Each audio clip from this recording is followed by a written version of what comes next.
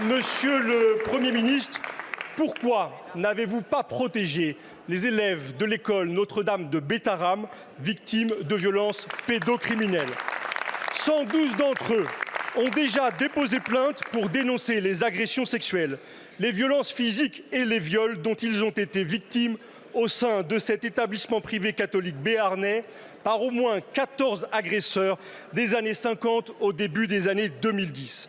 Père d'élèves scolarisés dans l'établissement, époux d'une professeure de Bétharram, président du conseil départemental, 20 ans député de la circonscription, ancien ministre de l'Éducation nationale, saisi à de multiples reprises de ces violences, vous avez toujours affirmé n'avoir rien su, rien vu, rien entendu. La chronologie reconstituée par Mediapart, Le Monde et la presse locale vous contredit pourtant entièrement. En 1996, ministre de l'Éducation, vous vous rendez sur place pour soutenir l'établissement après le dépôt par des parents d'élèves d'une première plainte pour violence sur leur enfant. En 1998, vous tentez d'obtenir à des fins personnelles des informations pourtant couvertes par le secret de l'instruction auprès du juge saisi du dossier d'un élève victime de viol. Ainsi, depuis le milieu des années 90, vous saviez, et alors que vos fonctions successives vous permettaient de protéger ces enfants, pendant 30 ans, vous avez choisi l'omerta. Vous êtes aujourd'hui Premier ministre. Comment expliquez-vous votre conduite aux Français? Avez-vous depuis reçu d'autres alertes? Voulez-vous l'impunité de cet établissement financé sur fonds publics? Les anciens élèves de Notre-Dame de Bétharram que vous avez jusqu'ici choisi d'ignorer, les millions de victimes d'abus sexuels et tous les parents d'élèves de France attendent votre réponse. Monsieur le député, la méthode est maintenant très bien connue des Français. Ils l'ont éprouvée à de très nombreuses reprises. Dès que quelqu'un occupe des responsabilités, on s'ingénie à inventer de toutes pièces des scandales dont le rebond sera naturellement recherché. De sorte que si on ne répond pas et qu'on se tait, on est coupable. Et si on répond et qu'on dément, on est immédiatement mis en accusation. Ce que je fais, j'explique ce dont il s'agit. D'abord, mes premières pensées, c'est pour les personnes, les hommes ou les garçons qui ont été en souffrance dans ces affaires-là. Et à eux, j'adresse ma sympathie, pas à ceux qui l'exploitent.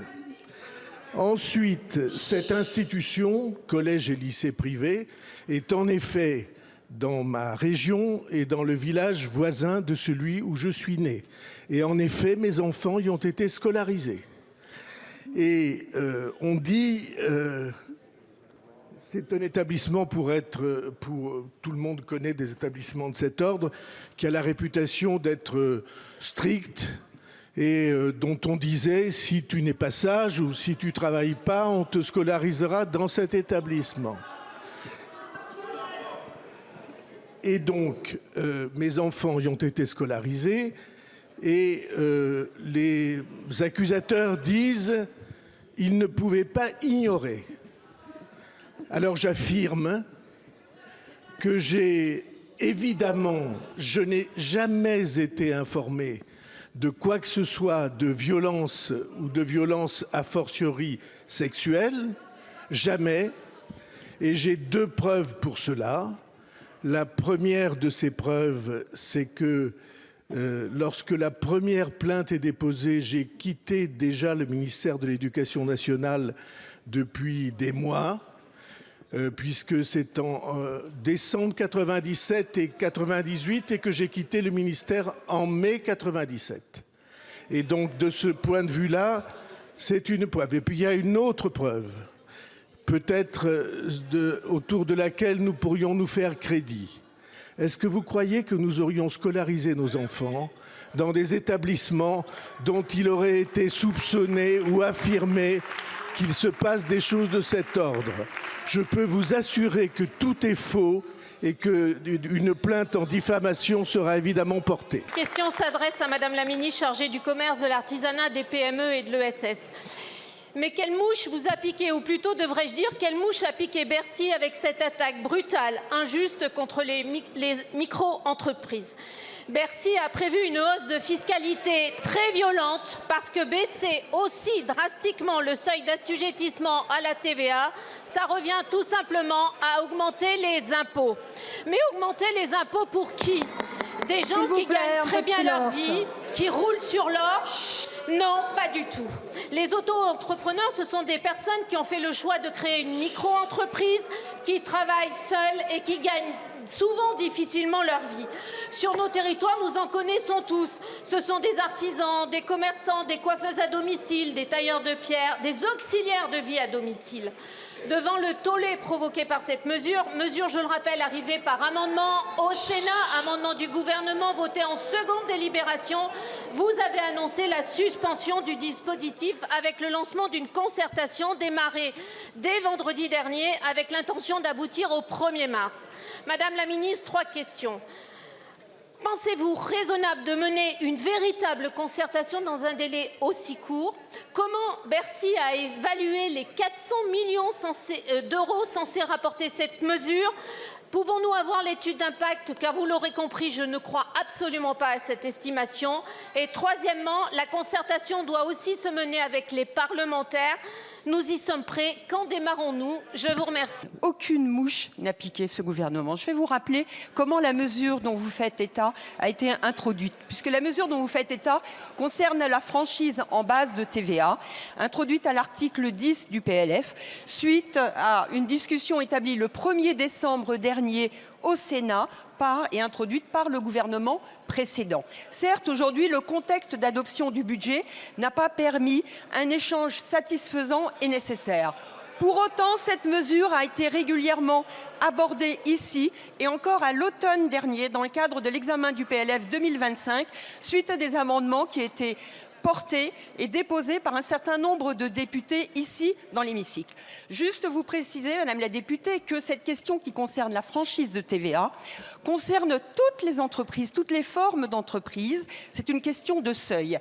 Ce dispositif ne s'attaque pas du tout au régime des micro-entrepreneurs qui restent en l'état avec le dispositif fiscal particulier aux micro-entrepreneurs, le dispositif social particulier aux micro-entrepreneurs et également les formalités allégées.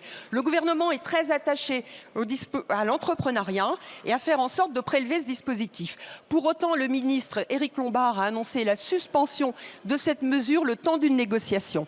J'ai commencé vendredi dernier une réunion de concertation avec un certain nombre d'acteurs, organisations professionnelles, chambres consulaires, associations représentant les micro-entrepreneurs. J'ai demandé à mes services également une étude d'impact dont vous faites état par secteur d'activité. Je conduis des discussions bilatérales avec une quarantaine de rendez-vous d'ores et déjà pris. Et depuis hier, j'ai proposé d'associer les parlementaires en demandant à chaque groupe ici à l'Assemblée nationale de bien vouloir désigner un représentant. J'ai fait de même au Sénat. Nous sommes dans le dialogue. La méthode de ce gouvernement est le dialogue, vous l'avez compris.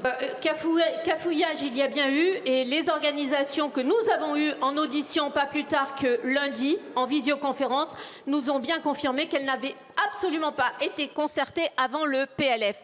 Évidemment, elles ont été vues vendredi. Mais cafouillage, il y a eu. Encore une fois, je suis persuadée que cette mesure ne renflouera pas les caisses de l'État. Et en plus, elle a mis beaucoup de défiance chez les auto-entrepreneurs. Fonderie de Bretagne est à l'agonie et Renault joue la montre. Lors de l'audition de M. Di Meo, le 4 février, la représentation nationale a fait bloc. Elle l'a questionné, quasi unanime, pour dénoncer son absence de vision et défendre ce site stratégique. Une unité rare, à la hauteur de l'enjeu.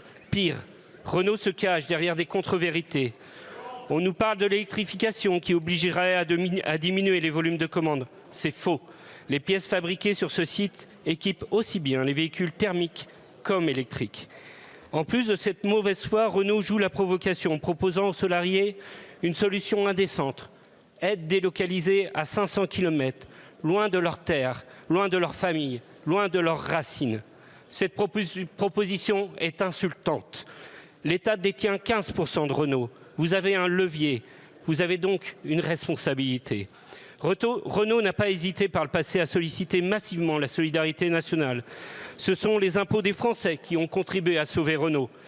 Quand on a bénéficié d'un tel soutien, le Made in France doit être une exigence, pas un slogan. L'entreprise est en redressement judiciaire et la période d'observation de ce redressement judiciaire va s'achever dans quelques semaines. Nous avons cherché à rapprocher les points de vue. Nous avons cherché, vous l'avez dit, en particulier avec les élus, avec les parlementaires. Je veux en particulier saluer l'action du député Jean-Michel Jacques, qui n'a pas ménagé ses efforts pour essayer de trouver des solutions industrielles à la fonderie de Bretagne, notamment à travers une diversification, à travers des activités liées aux industries de défense. Ces solutions, elles sont sur la table. L'État s'est également engagé, dans le cadre des discussions avec le repreneur Private Asset et avec Renault, à faire un effort financier sous la forme d'un prêt du Fonds de développement économique et social de l'ordre de 14 millions d'euros. Les efforts de l'État, ils vont se continuer. Ils se continuent au moment où nous nous parlons. Et nous allons évaluer les propositions de reprise qui seront faites dans le cadre du redressement judiciaire. Notre méthode pour traiter les entreprises en difficulté, et en particulier les équipementiers automobiles, dont vous savez que l'ensemble de la filière souffre de cette transition vers le moteur électrique, mais aussi d'une concurrence qui est parfois déloyale de la part notamment des acteurs chinois. L'action de l'État, elle ne change pas. Il s'agit de trouver des solutions industrielles lorsque c'est possible. Il s'agit d'accompagner, lorsque ça n'est pas possible, les salariés avec dignité.